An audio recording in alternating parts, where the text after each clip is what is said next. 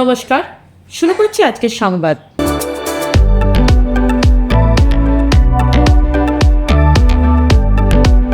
রাজ্যে বিভিন্ন সরকারি প্রকল্পের সুবিধা পেয়ে সাধারণ মানুষরা কিভাবে উপকৃত হচ্ছেন সেই বিষয়টিকে সামনে রেখে লক্ষ্মী এলো ঘরে শীর্ষক চলচ্চিত্র শীর্ষক তথ্যচিত্র প্রদর্শিত হচ্ছে বর্ধমান শহরের বিভিন্ন ওয়ার্ডে।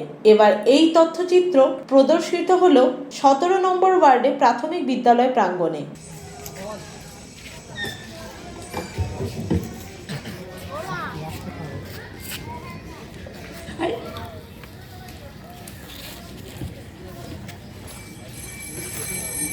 পশ্চিমবঙ্গ সরকার মেয়েদের পড়াশোনার জন্য বছরে 1,000 টাকা করে দেয় কন্যাশ্রী প্রকল্পে, এছাড়া এককালীন 25,000 টাকা দেয়, আর স্কুলে মিড ডে মিলের ব্যবস্থা তো আছেই।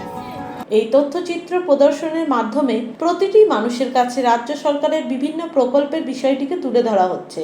এই প্রকল্পের সুবিধা পেয়ে সমাজের বিভিন্ন স্তরের মানুষরা কিভাবে উপকৃত হচ্ছেন সেই দিকটিতেও আলোকপাত করা হয়েছে বলে উল্লেখ করলেন বর্ধমান পৌরসভার এমসিআইসি সুশান্ত প্রামাণিক। এই তথ্যচিত্র প্রদর্শন নিয়ে রাজ্য পর্যায় থেকে এখানে 3টি কমিটি গঠন করে দেওয়া হয়েছে। এই 3টি কমিটির একটি কমিটির সদস্য হলেন চেয়ারম্যান পরেশচন্দ্র সরকার, বর্ধমান উন্নয়ন পর্ষদের চেয়ারম্যান উজ্জ্বল প্রামাণিক এবং বর্ধমান পৌরসভার এমসিআইসি সুশান্ত প্রামাণিক। সুশান্ত প্রামাণিক বলেন, 2011 সালে রাজ্যের মুখ্যমন্ত্রী হিসাবে মমতা বন্দ্যোপাধ্যায় শপথ নেওয়ার পর থেকে বিভিন্ন সরকারি প্রকল্প সাধারণ মানুষের জন্য কার্যকর করেছেন।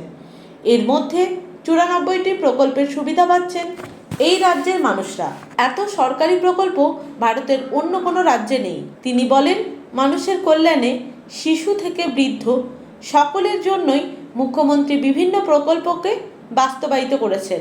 এই সমস্ত প্রকল্পকে সামনে রেখেই এই তথ্যচিত্র নির্মাণ করা হয়েছে।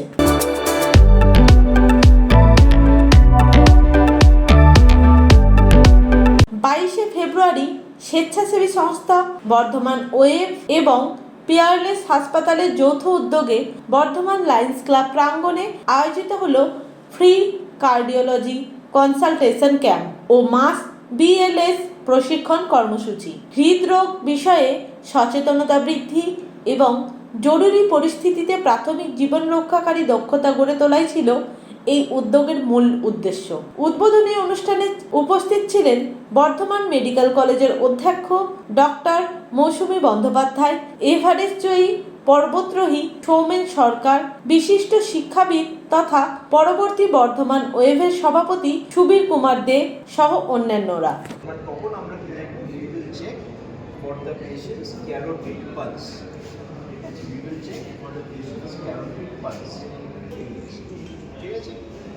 দুটো দিকে কিন্তু একসাথে নয়, ঠিক আছে, যে কোনো একটা সাইডে।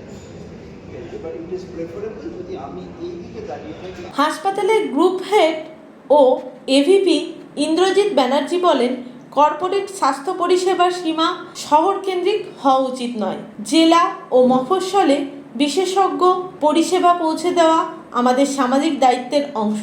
নিয়মিত স্বাস্থ্য পরীক্ষা ও প্রাথমিক জীবন রক্ষাকারী প্রশিক্ষণ, এই দুই দিকেই আমরা সমান জোর দিচ্ছি। এটার উদ্দেশ্য হচ্ছে একটা মেসেজ সোসাইটিতে দেওয়া। সেই মেসেজটা হচ্ছে সোসাইটিকে তৈরি করা, রেসপন্সিবিলিটি অ্যান্ড প্রিপেয়ারনেস। যেমনি ডক্টরবাবু বললেন কি কোনো রকমের ইনসিডেন্ট হলে যদি সিপিআর ট্রেনিং কেউ পেয়ে থাকে 7 to 10% সার্ভাইভাল চান্সটা আরও বেড়ে যায়। তো এখানে সোসাইটিকে তৈরি রাখা, রেসপন্সিবল করা, এটাও আমাদের একটা দায়িত্ব। আজ পিয়ারলেস হসপিটাল সেই দায়িত্বটাই পুরো করার জন্য এখানে এসেছে। আমি Indrajit Banerjee, associate vice president, Peerless hospital. Peerless হাসপাতালের মার্কেটিং ম্যানেজার সপ্তর্ষি ঘোষ বলেন, অনেক সময় হৃদরোগের উপসর্গকে মানুষ অবহেলা করেন, সচেতনতার অভাবেই ঝুঁকি বাড়ে।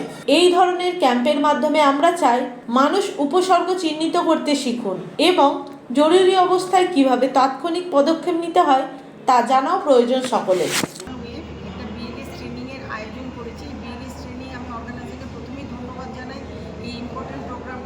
করার জন্য এটা সত্যি ভীষণ ইম্পর্টেন্ট প্রোগ্রাম। এটা নট অনলি যে শুধু ডাক্তারদের জানতে হবে, এটা একদম মানে অল লেভেল সবাইকে সবাইকার জানা উচিত, যাতে যে কোনো একটা রাস্তায় যাচ্ছে, একটা কেউ আনকনসিয়াস হয়ে পড়ে আছে, তার যাতে এয়ারওয়েটা আমরা মেনটেন করে মিনিমাম তাকে লাইফ সাপোর্টটা দিয়ে, মানে বেসিক লাইফ সাপোর্ট যেটা BLS লাইফ সাপোর্ট দিয়ে আমরা তাকে হসপিটালে নিয়ারেস্ট হসপিটালে নিয়ে আসতে পারি টু সেভ দ্য লাইফ।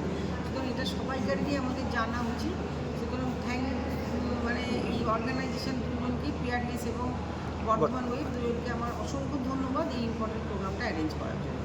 প্রথম যেটা হচ্ছে সোসাইটির কাছে জানানো যে BLS ট্রেনিংটা কী, এটা হচ্ছে বেসিক লাইফ সাপোর্ট ট্রেনিং।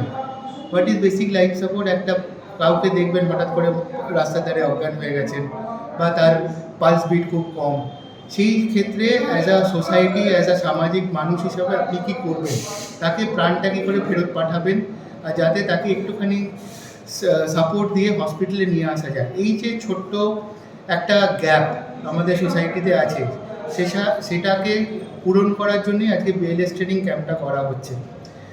এখানে বিভিন্ন স্পোর্টস অ্যাসোসিয়েশন, কলেজের স্টুডেন্ট, NCC আর NSS এরা সবাই অনেকজনই আছেন যারা এসে আমাদের কাছে আজ এই ট্রেনিংটা পাবেন, যাতে সামাজিকের মানুষের ক্ষেত্রে উপকৃত হন। 2 নম্বর জিনিস যেটা আজকে করা হবে হচ্ছে cardiology screening program. Cardiology screening program হিসাবে প্রথম হচ্ছে তাদের কার্ডিয়াক সিমটমস, ECG, কিছু ব্লাড রিপোর্ট যেমন HbA1c, লিপিড প্রোফাইল, NT-proBNP, যেগুলো মেন কার্ডিয়াক মার্কার, বেসিক সোসাইটির মধ্যে কীরকম থাকছে, তাদের সাবক্লিনিক্যাল ডিজিজগুলো ধরা, বা যারা কার্ডিয়াক ওষুধ খান তাদের ওষুধগুলো একটু অ্যাডজাস্ট করা, তাদের নিয়মিত চেক আপে থাকার একটা অ্যাডভাইস দেওয়া। আমি ডক্টর মৈনাক চ্যাটার্জি PLS হসপিটালে কার্ডিওলজি প্র্যাকটিস করি। আমি এসেছি মেন একটা BLS ট্রেনিংয়ের একটা সেট আপ দেখানো, আর বিভিন্ন মানুষের মধ্যে যে রিস্ক ফ্যাক্টরসগুলো ধরা, সাবক্লিনিক্যাল হার্ট ডিজিজগুলো ধরা, আর তাদের যদি কোনো সিমটম থাকে উপযুক্ত পরিমাণে ট্রিটমেন্ট করানো। এটাই আজকের উদ্দেশ্য।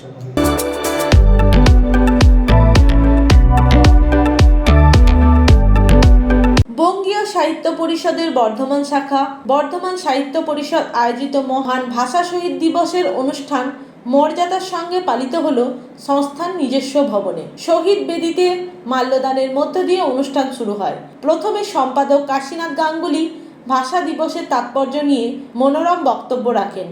প্রধান অতিথি ছিলেন পৌর বালক বিদ্যালয়ের প্রধান শিক্ষক অরুণাভ চক্রবর্তী। আলোচনাতে অংশগ্রহণ করেন কবি, নাট্যকার দেবেশ ঠাকুর, সাহিত্য গবেষক বিদ্যাভূষণ ভট্টাচার্য, অধ্যাপক সুজিত চট্টোপাধ্যায়, সঞ্জীব চক্রবর্তী, মোশাররফ আজম, শিক্ষক মানব সরকার। সভাপতি ছিলেন নিতাই মুখার্জি। সঞ্চালনায় ছিলেন সুজিত চক্রবর্তী, দেবনাথ মুখার্জি। সঙ্গীতে ও কবিতা পাঠে অংশ নেন স্থানীয় শিল্পীরা ও কবি সাহিত্যিকরা।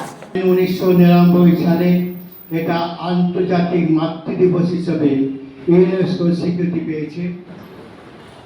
আপনারা জানেন এই দিনটা 21শে ফেব্রুয়ারি গুরুত্ব, তাই সেই তৎকালীন ঢাকা বিশ্ববিদ্যালয়ের ছাত্ররা যখন আন্দোলনে মুখরিত হয়েছিল, আমাদের বাংলা ভাষা মোদের গরব মোদের আশা।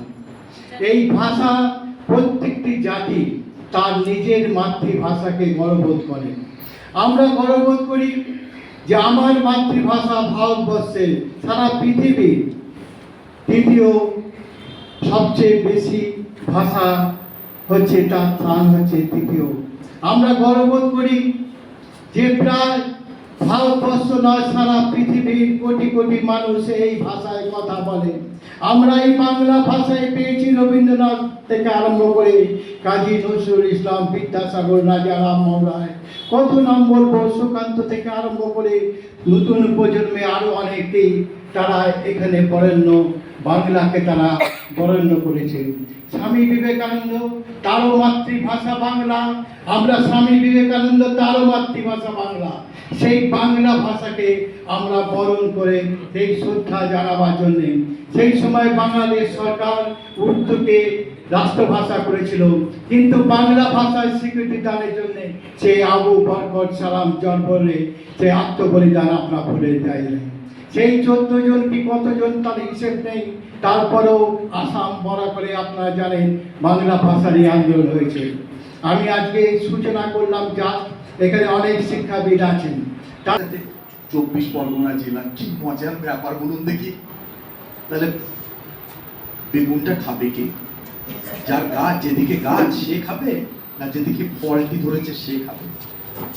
ভাগ ব্যাপারটা, বিভাজন ব্যাপারটা, এখানে এই মজাটার সঙ্গে কোথায় এটা যুক্ত হয়ে আছে।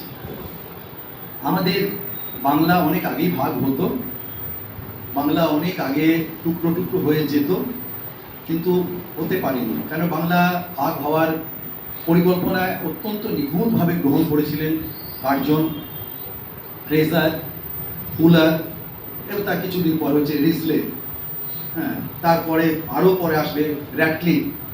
তখন র্যাটক্লিফ লাইন টানতে আরম্ভ করবে।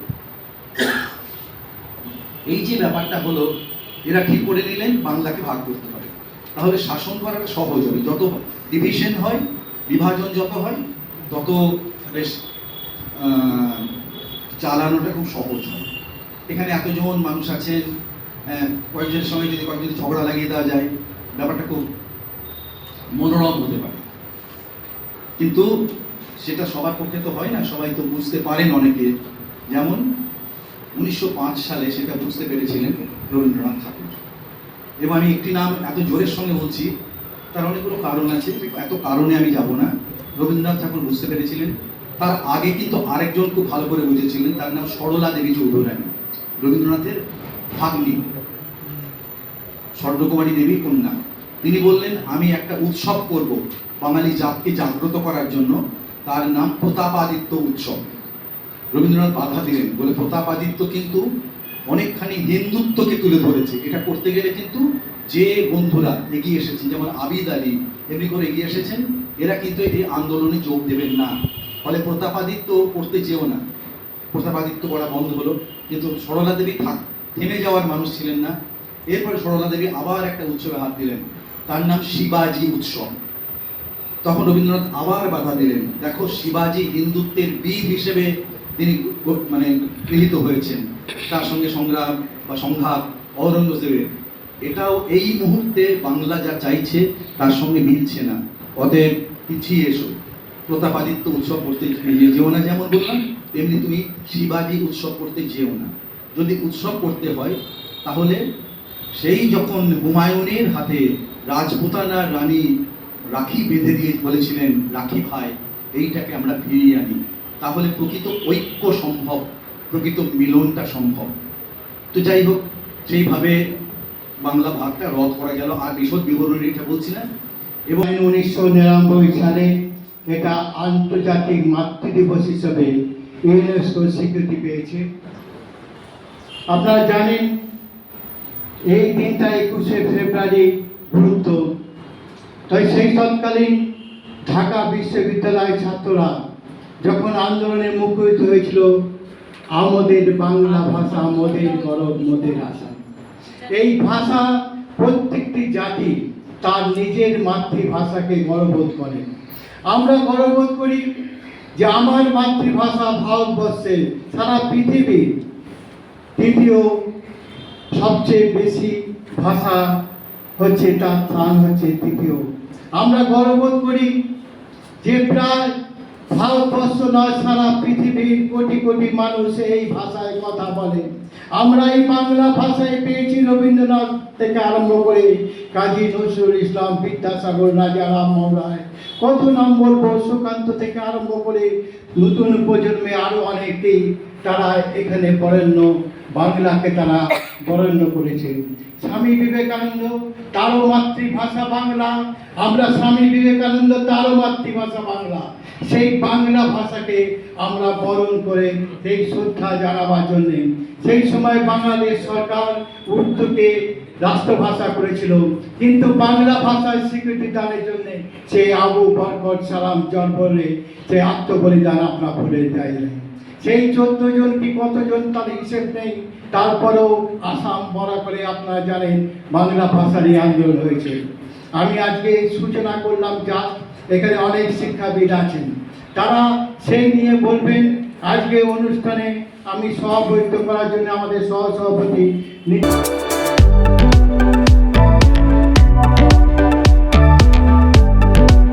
আজকের সংবাদ এই পর্যন্ত। নমস্কার।